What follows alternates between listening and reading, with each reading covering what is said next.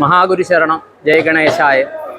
ഓം ഗംഗണപതേ. ഞാനിവിടെ സിദ്ധിവിനായക ക്ഷേത്രത്തിലാണുള്ളത്, ദാദറിൽ. അപ്പോൾ ഇവിടെ ദർശനം കഴിഞ്ഞു. ഇതാണ് സിദ്ധിവിനായകരുടെ ഇത് കേട്ടോ. ഇവിടെ കാണിക്കണ ടി വിയിലെ ഇതാണ് ഞാൻ ഇത് ചെയ്യുന്നത്. അപ്പോൾ ഇവിടെ സിദ്ധിവിനായകരുടെ അവിടെ എൻ്റെ വീഡിയോ കാണുന്ന കേൾക്കുന്ന എല്ലാവർക്കും